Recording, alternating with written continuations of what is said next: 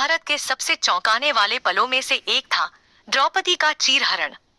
यह वह घटना थी जिसने कुरु वंश के विनाश की नींव रखी। जब पांडव जुए में अपना सब कुछ हार गए तो दुर्योधन ने छल से द्रौपदी को भी दांव पर लगवा दिया। जैसे ही शकुनी ने छल से पांडवों को हराया, द्रौपदी को बलपूर्वक सभा में खींच लाया गया। दुशासन ने उसका वस्त्र हरने की कोशिश की, लेकिन तभी कुछ ऐसा हुआ जो सबको चौंका देने वाला था। द्रौपदी ने श्री कृष्ण को पुकारा और उन्होंने अपनी दिव्य शक्ति से द्रौपदी के वस्त्र को अनंत बना दिया। दुशासन खींचता रहा, लेकिन वस्त्र खत्म ही नहीं हुआ। पूरे दरबार में यह दृश्य देखकर सब हतप्रभ रह गए। यह घटना केवल चमत्कार नहीं थी, बल्कि यह दर्शाती थी कि अधर्म के खिलाफ ईश्वर हमेशा अपने भक्तों की रक्षा करते हैं। कर्ण, जो कि महाभारत के सबसे महान योद्धाओं में से एक था, उसे जीवन भर अपमान सहना पड़ा। लेकिन सबसे चौंकाने वाला पल तब आया जब उसे उसके सबसे कठिन समय में सबसे बड़ा धोखा मिला। युद्ध के दौरान जब कर्ण और अर्जुन का घमासान युद्ध चल रहा था, तभी कर्ण का रथ धरती में धंस गया। कर्ण पूरी ताकत से उसे निकालने की कोशिश कर रहा था। तभी उसने युद्ध के नियमों का हवाला देकर अर्जुन से कहा, जब तक मैं इसे ठीक नहीं कर लेता, तब तक मुझ पर वार करना अधर्म होगा। लेकिन तभी श्री कृष्ण ने अर्जुन को याद दिलाया, जब अभिमन्यु को नियम तोड़कर मारा गया था, तब कौन सा धर्म निभाया गया था। यह सुनते ही अर्जुन ने कर्ण पर तीरों की वर्षा कर दी और वह वीर गति को प्राप्त हो गया। सबसे दुखद बात यह थी कि कर्ण को जीवन भर केवल अपने वास्तविक परिचय के लिए तरसना पड़ा, और जब उसकी पहचान सामने आई, तब तक बहुत देर हो चुकी थी। महाभारत के युद्ध में सबसे चौंकाने वाली घटनाओं में से एक थी अभिमन्यु का वीर गति प्राप्त करना। यह घटना केवल एक योद्धा की मृत्यु नहीं थी, बल्कि यह दिखाती थी कि अधर्म की सीमा कब पार हो जाती है। अभिमन्यु अर्जुन का पुत्र था और केवल 16 वर्ष का था, लेकिन जब कौरवों ने चक्रव्यूह बनाया तो उसे तोड़ने के लिए केवल अभिमन्यु ही आगे आया। उसे सिर्फ चक्रव्यूह में प्रवेश करने का ज्ञान था, लेकिन बाहर निकलने का नहीं। फिर भी वह शेर की तरह दुर्योधन, कर्ण, जयद्रथ, द्रोण और कई महारथियों को पीछे हटने पर मजबूर कर दिया। लेकिन तभी कौरवों ने नियम तोड़ दिए। 7 महारथी एक साथ उस अकेले योद्धा पर टूट पड़े। यह महाभारत का सबसे बड़ा छल था। कर्ण ने पीछे से वार किया, दुशासन के पुत्र ने उसकी गदा छीनी और अंत में जयद्रथ ने द्वार बंद कर दिया ताकि कोई उसे बचा न सके। अंत में अभिमन्यु को क्रूरता से मार दिया गया। यह घटना इतनी चौंकाने वाली थी कि स्वयं अर्जुन ने प्रतिज्ञा कर ली कि अगले दिन वह जयद्रथ का वध करेगा, नहीं तो खुद को भस्म कर देगा। अभिमन्यु की क्रूर हत्या के बाद अर्जुन क्रोध से जल उठा। उसने शपथ ली, यदि मैं कल सूर्य अस्त होने से पहले जयद्रथ का वध नहीं कर पाया तो अग्नि में जलकर अपने प्राण त्याग दूंगा। यह प्रतिज्ञा सुनकर कौरवों में हड़कंप मच गया। दुर्योधन जानता था कि यदि जयद्रथ को सूर्यास्त तक बचा लिया जाए तो अर्जुन स्वयं प्राण त्याग देगा। इसलिए जयद्रथ को हजारों सैनिकों के घेरे में छुपा दिया गया। युद्ध के दौरान कौरवों ने अर्जुन को रोकने के लिए हर संभव कोशिश की। कर्ण, द्रोणाचार्य, अश्वत्थामा और कई महारथी अर्जुन के रास्ते में आए, लेकिन अर्जुन ने सबको पीछे छोड़ते हुए आगे बढ़ना जारी रखा। सूर्य डूबने ही वाला था और जयद्रथ सुरक्षित महसूस करने लगा। तभी श्री कृष्ण ने अपनी दिव्य माया से सूर्य को कुछ क्षणों के लिए ढंक दिया, जिससे लगा कि सूर्यास्त हो गया है। जयद्रथ जैसे ही बाहर निकला, श्री कृष्ण ने अर्जुन से कहा, अब समय आ गया है। अर्जुन ने तुरंत एक दिव्य बाण चलाया और जयद्रथ का सिर आकाश में उड़ गया, सीधा उसके पिता की गोद में जा गिरा। जैसे ही उसके पिता ने सिर जमीन पर गिराया, उनका सिर भी फट गया। इस तरह अर्जुन ने अपनी प्रतिज्ञा पूरी की और जयद्रथ का वध कर दिया। भीष्म पितामह को महाभारत का सबसे शक्तिशाली योद्धा माना जाता था।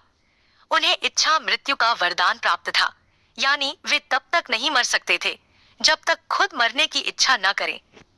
लेकिन युद्ध के दौरान एक चौंकाने वाला पल आया जब वह तीरों की शैया पर लेट गए। दशकों तक अजेय रहने वाले भीष्म पितामह ने कुरुक्षेत्र में अपने शौर्य का प्रदर्शन किया, लेकिन श्री कृष्ण ने पांडवों को सुझाव दिया कि अगर भीष्म को हराना है तो शिखंडी को उनके सामने खड़ा किया जाए।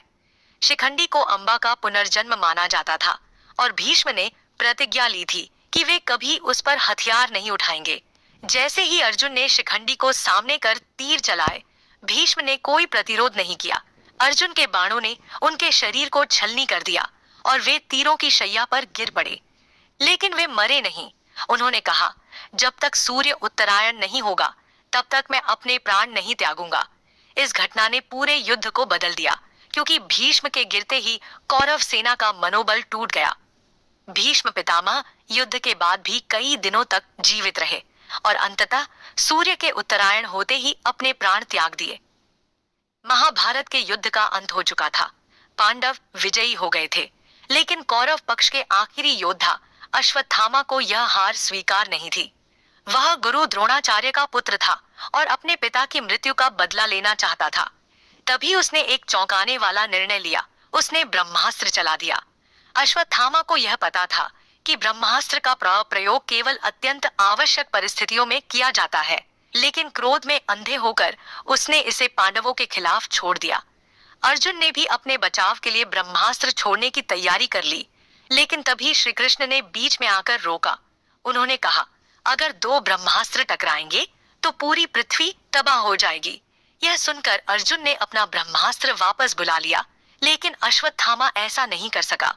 श्री कृष्ण ने उसे दंडित करते हुए उसका मणि छीन लिया और उसे अमरत्व का श्राप दे दिया। आज भी कहा जाता है कि अश्वत्थामा धरती पर भटक रहा है, अपनी अमरता का बोझ उठाए हुए। यह महाभारत का सबसे रहस्यमयी और चौंकाने वाला पल था, जिसने सभी को स्तब्ध कर दिया। महाभारत के युद्ध में जब कौरवों की पूरी सेना नष्ट हो गई, तो केवल दुर्योधन ही बचा था। उसने खुद को एक झील में छिपा लिया, लेकिन पांडवों ने उसे ढूंढ निकाला। अब अंतिम युद्ध होना था, भीम और दुर्योधन के बीच गदा युद्ध। दुर्योधन गदा युद्ध में महान योद्धा था और उसने बलराम से यह कला सीखी थी। युद्ध शुरू होते ही दोनों के बीच भीषण टकराव हुआ। दुर्योधन की शक्ति देखकर पांडव भी घबरा गए। वह भीम पर भारी पड़ रहा था। तभी श्री कृष्ण ने भीम को इशारा किया और याद दिलाया कि दुर्योधन ने द्रौपदी का अपमान करते समय अपनी जंघा पर हाथ मारा था। यह भीम के लिए संकेत था।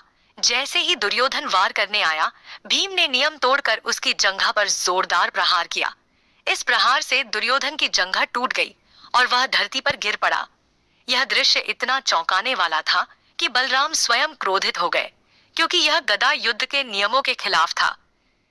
लेकिन श्री कृष्ण ने उन्हें शांत कराते हुए कहा, यह युद्ध अधर्म के खिलाफ धर्म की जीत है। दुर्योधन घायल होकर भूमि पर पड़ा रहा और यही उसकी हार का अंतिम पल था। महाभारत का युद्ध समाप्त हो चुका था। पांडव जीत गए थे, लेकिन कुरु वंश पूरी तरह नष्ट हो चुका था। अपने 100 पुत्रों की मृत्यु से आहत गांधारी अत्यंत दुखी थी। उन्होंने सोचा था कि श्री कृष्ण इस विनाश को रोक सकते थे, लेकिन उन्होंने कुछ नहीं किया। इसी क्रोध और शोक में उन्होंने श्री कृष्ण को चौंकाने वाला श्राप दे दिया। गांधारी ने कहा, हे कृष्ण, तुमने इस युद्ध को रोकने के लिए कुछ नहीं किया। जिस प्रकार मेरे पुत्रों का नाश हुआ, उसी प्रकार तुम्हारे यादव वंश का भी नाश होगा। तुम स्वयं अपनी मृत्यु का कारण बनोगे और तुम्हारी मृत्यु भी साधारण होगी। श्री कृष्ण मुस्कुराए और बोले, माता, मैं जानता हूं कि जो होना है वह होकर रहेगा। आपने जो कहा वह सत्य होगा। कुछ वर्षों बाद गांधारी का यह श्राप सच हुआ। श्री कृष्ण के यादव आपस में लड़कर नष्ट हो गए और स्वयं श्री कृष्ण को एक शिकारी ने साधारण मनुष्य समझकर तीर मार दिया। गांधारी का यह श्राप महाभारत का सबसे चौंकाने वाला पल था, क्योंकि यह दिखाता था कि अधर्म के नाश के बाद भी विनाश की छाया धर्म पर भी पड़ सकती है।